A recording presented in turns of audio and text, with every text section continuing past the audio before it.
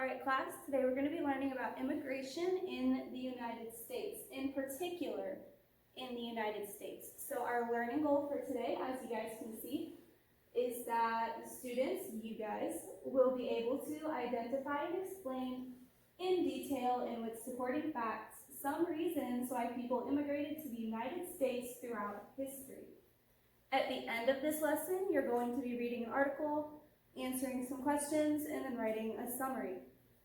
So your objective is that given a lesson on immigration and why people immigrate, students will be able to write an explanatory summary with at least 5 sentences, 1 topic sentence, evidence, and a concluding statement. So keep that in mind while we're going throughout the lesson. Alright, so the first thing we're going to do to kind of start this lesson off is I'm just going to ask you guys a quick little basic question. And that question is, where in the world would you like to live if you had to move to a different country? So while you're thinking about that answer, I want you to keep in mind that it takes a whole lot to move to a new country. You know, if any of you just casually answered something like Russia or Mexico or Zimbabwe, I need you to think about what you would have to go through to actually get to that country. And that's what we're going to be learning a bit about today and for the next few days. Alright, so to begin with, what does immigration mean? The term immigration in particular. So immigration, again, it's pronounced immigration. The definition is the action of coming to live permanently in a foreign country. So before we move on, I want you guys to do a think, pair, share, and I want you to come up with your own sentence, your own unique, in your own word sentence, using immigration or some type of form of immigration in that sentence. So go ahead and think. Pair with a partner and share your answers with your partner.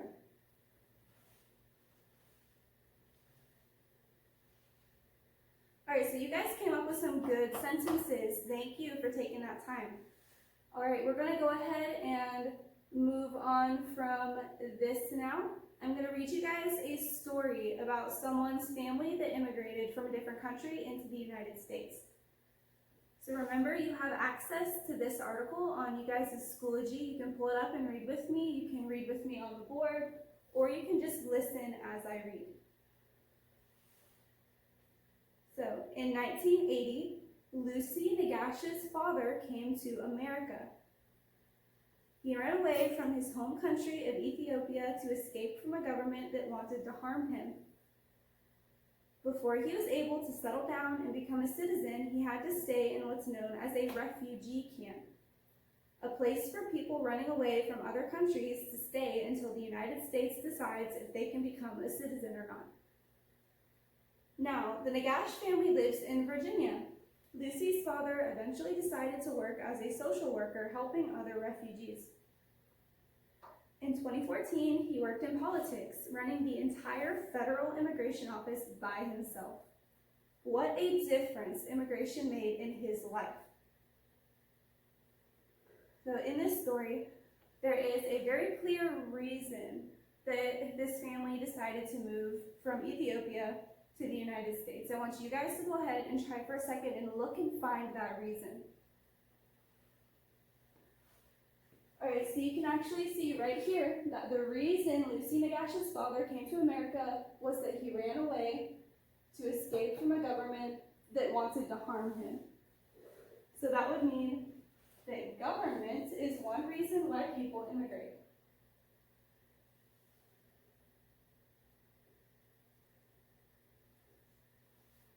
So government, again, is one reason that people would choose to leave their home country and come to the United States or some other country in the world. So now that I started the list for you, I want you guys to do another think, pair, share, and I want you to answer this question so that we can add to the list. Why do people immigrate to the United States? So right now, here we go again. You're going to think. You're going to pair up with a partner and you're going to share your ideas so that we can add to the list. All right, you guys gave me some really good answers from those pairs. Thank you. So we're going to go ahead and add your answers to the list. So some more reasons why people immigrate. Answers from you. We have jobs. Not all countries have really good job opportunities, so people might come to the United States to have more secure work. We also have money, which is related to the jobs. Even if other countries have good jobs, those jobs might not pay enough for people to support themselves or their families. We have religion.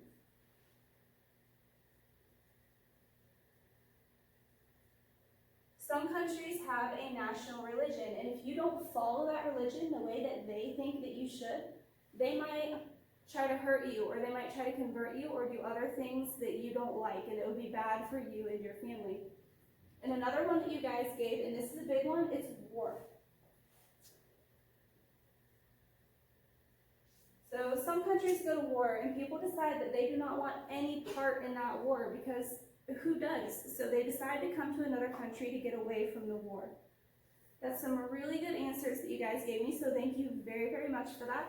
We're going to go ahead and move on with the lesson now. So before we start this next activity, I want to kind of remind you guys, activate some prior knowledge here, and I want to remind you that Native Americans were actually the first ones in the United States. So the Native Americans are here before anyone else. They were the ones here when people started coming in from Spain, and when Britain sent ships over here like the Mayflower and started the colonies. Everyone else is just immigrants that came from other countries. So we are actually going to find out right now where we, as a class, where our ancestors came from, and we're going to illustrate that on a map for us to see. So right now, if you guys have ever talked with your parents or heard them say something about maybe your grandparents were from a different country, or your parents came from another country, or even your great-great-great-great-grandparents came from a different country, I want you to just go ahead and give me where your family came from. All right, so we have some families that have been in the United States for a really, really long time.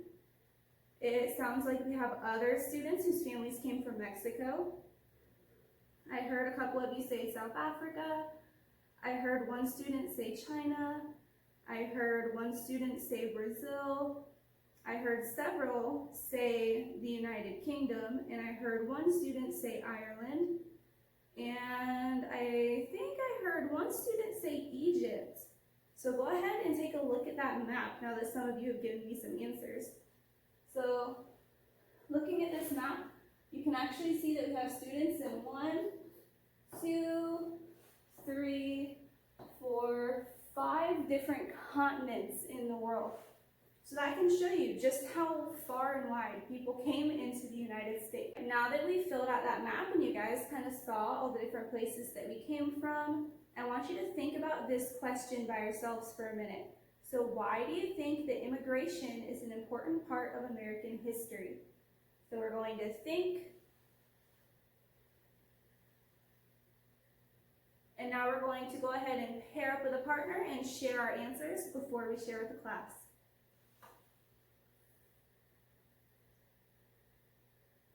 All right, a lot of our answers got really close there. So the big thing that I want you guys to think about when you're thinking about why immigration was an important part of American history is that immigration is honestly our entire history.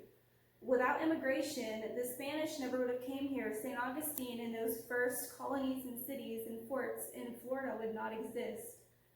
If immigration never happened in the United States, we would not have had the British colonies, and the United States wouldn't have become its own country. So honestly, we never really know what might have happened, but without immigration, probably the only ones who would still be here would be the Native Americans and possibly some people that might have come up from Mexico. So that is an important reason why immigration is a very important part of American history. And I want you to keep this number in mind because this is just kind of a, logical, mathematical way to get you guys to really think about the immigrant population in the United States. So this big old number right here, we have 44,800,000 and that is the number of foreign-born citizens of the United States in 2018. So that could mean that they might have immigrated here 60 years ago, or they might have immigrated here just a few weeks before this number was taken. But what that means is that there was almost 45 million people in this country. That is a large percentage of this country that were not born here and are currently citizens as of 2018. As read, we're going to go ahead and get started on a group poster project. So at this time, I would like you guys to go ahead and get into groups of 4 or fewer. Once you guys are into your groups, I'll go ahead and give you your next instructions. We got our groups of 4, so now I'm going to go ahead and give you your instructions. So for this poster project, you guys are going to need some paper to make your posters on, and you're going to need one of the pencil pouches in the room that has all the supplies that you guys are going to need to do this. So I want you to make posters about immigration. These posters need to include 1 or more pictures. It needs to include a list from every member in your group. So if you have 3 students, then I need to have 3 lists. And you are going to write lists about what you would take with you if you move to a different country. And I also need you to include 2 reasons, either from our list or reasons that we did not mention, for why people might immigrate to a different country. And I want you to describe that reason. So rather than just saying war, I'd want you to say something like war because people don't want to be involved in violence. So go ahead, work with your groups, and get finished on those projects, please.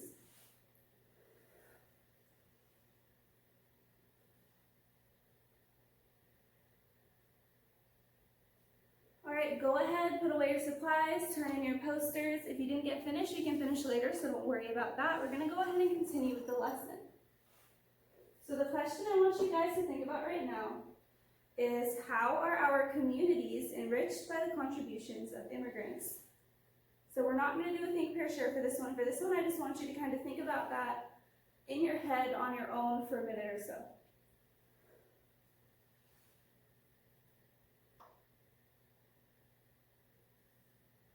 All right, so the main thing I want you guys to think about, and the main idea that I want to be highlighted here with this question, is that when you really think about it, all of the culture of the United States, all of our foods, all of our music, everything, is contributions from different cultures from around the world.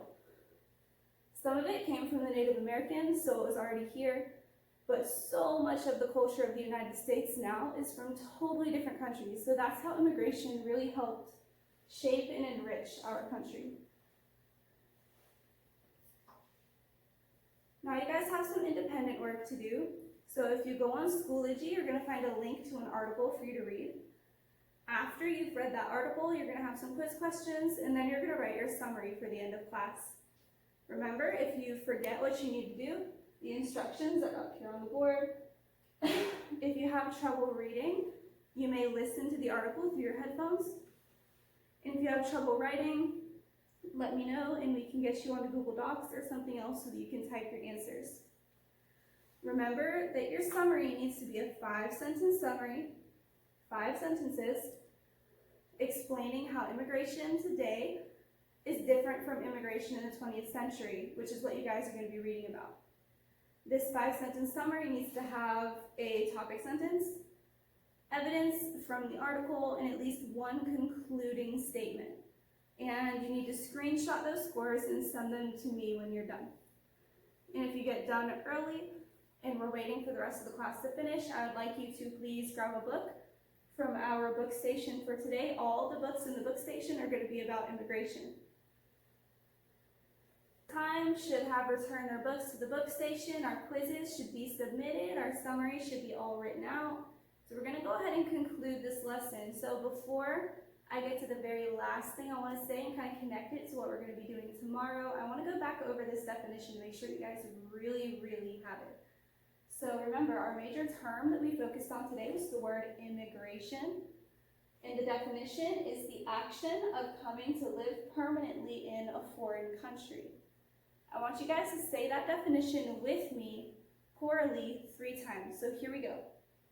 The action of coming together to live permanently in a foreign country. Number 2, the action of coming to live permanently in a foreign country. And number 3, the action of coming to live permanently in a foreign country. So make sure you guys really remember that term and kind of ruminate on it a bit, because we're going to be working with this for about the next week or so. And to end off our lesson, I kind of wanted to introduce this term to you guys because it has a lot to do with the immigration topic that we've been talking about. So this phrase, the phrase states, the United States is a melting pot. That means that that's something the United States is known as. So real quick, I want you guys to think to yourselves, what do you think that means? And then we're going to do a think, pair, share. So go ahead and think about it. Now go ahead and partner up with a partner, and I want you guys to get together, share your thoughts, share your answers, and then we're going to share a little bit with the class. All right, so you guys were pretty close. The term melting pot actually kind of stands for all of these different people from all these different cultures coming together and all landing into the United States. So if you think about what a pot of stew looks like, you have meat in there, you have carrots, you have potatoes, you have all these different seasonings, and it's all floating around in this one big pot full of water to make this one delicious stew that comes together, and it's just so much better than all of its individual parts. It just turns into something amazing. And that's kind of why the United States is called a melting pot. Because the same thing happens when you take people from all their different cultures and you bring them together into one country. It's part of what makes our country great.